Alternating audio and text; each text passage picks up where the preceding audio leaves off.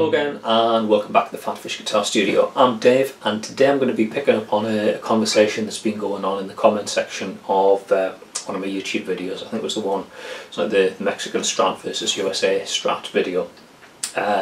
Somewhere in the comment section there, a guy asked about scalloping fingerboards and basically what's the advantages, is it a good thing to do or not.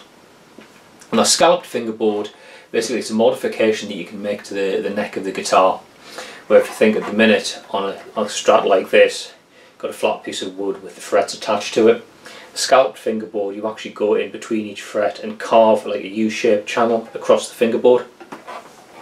Now actually this is the way stringed instrument necks used to be hundreds of years ago. If you look at like an old lute or something like that, they didn't have fret wire, they just had kind of these ridges along the neck that acted like the way frets do. With a scalloped fingerboard, so it's a modification you can make to the neck of the guitar. There's a few players of note who've done this. Yngwie Malmsteen uses a scalloped neck on his Strats.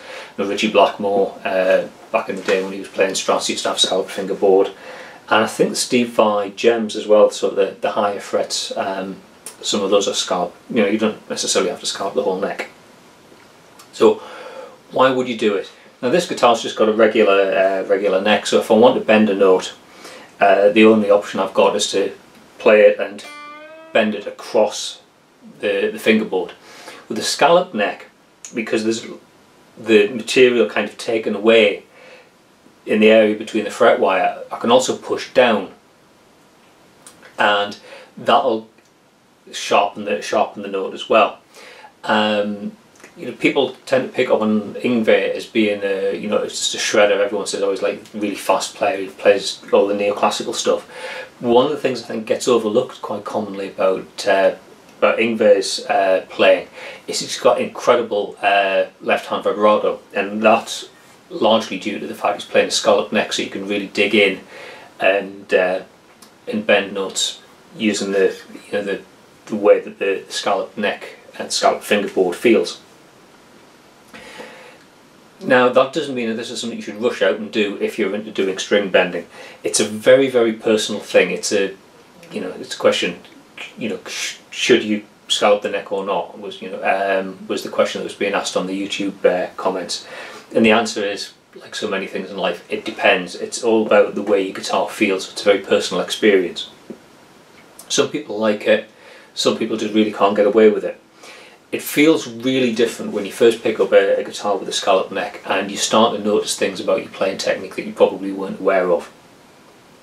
You probably aren't aware just how much force you exert against the string, pushing it down into the neck when you're fretting. The wood's there to stop you on the fingerboard. You're pressing against something hard, like an immovable object.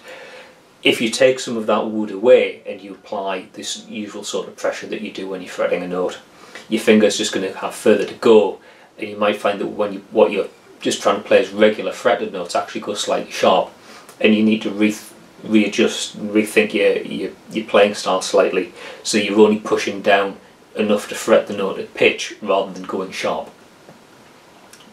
It takes time. I kind of say this because you might pick up a guitar with a scalloped neck, find that you're playing all the notes sharp, and they go, oh, it's just not for you. You kind of adapt to it. So more sort of like kind of like preparing you for the experience if you do pick up a scalloped neck guitar. Whether or not you modify your own guitar, really I think you need to play a guitar with a scalloped neck first and just see how it feels, and be prepared for the strange feel at first, and think about can you adjust your playing style to cope with it. Is it giving you the freedom for your left hand bends and so on that you want? Because the thing is, scalloping a guitar neck it's kind of like a one-shot deal. Once you start to carve wood away between the frets, you can't put it back. So the minute you start the scalloping process, you're kind of committed. You're going to have to finish it, and you're left with a neck that, if you don't like it, the only option really is to take the neck off the guitar and replace it with a regular one. With a component based guitar like a Strat, if I want to experiment with things like different pickups or different wiring, even different fret wire, I can do that. If I don't like it, I can kind of undo the modification. Scalloping the neck, like I say, once you've done it, you've done it. And if you don't like it, there's not as many people play scallop neck guitars, so if you want to then sell the guitar on, you might find that your target market's a little bit more restricted, so you might wait longer to actually get the guitar sold. Something else to think about is the finish on the fingerboard, if there is one. And if you've got a guitar with a rosewood fingerboard or an ebony fingerboard, it's not such an issue. It's unfinished, so you could scallop that without any problems. With a maple neck, like this one's got a very nice gloss finish. Really shows off the grain in the wood. It looks really nice. If I scallop that, I'm going to be taking all the finish off and going down to bare wood. So you need to think about when you do the scalloping, are you going to leave it as bare wood and it's going to feel different, it's going to get dirtier and whatnot, or are you going to, as part of the job, get the neck refinished, which adds to the expense of the job. And there's a potential gotcha with the dot markers. I saw a video somewhere on YouTube, I can't remember who was doing it, but he's basically showing you how to scallop the neck on a guitar. And he discovered to his cost that the plastic that had been used for the dot markers was actually quite shallow. And when he scalloped the neck, he actually went down further than the depth of the plastic used for the dot marker. So what he was left with was sort of like the outside edges of the dot, and then nothing in the middle because he'd gone so deep. It's one of those things, you don't know how deep that plastic is until you actually committed to the job, and you just kind of left with it. You know, it is what it is. So in answer to the question, is scalloping the fingerboard the right thing to do? It's up to you, it's subjective, but what I would suggest you do is find a guitar with a scallop neck, try it and make a judgment about whether or not it's for you, rather than just experimenting on your own guitar. Because if you find you don't like it, you want to go back to the regular neck, you can't, because you've scalloped it. It's a destructive process.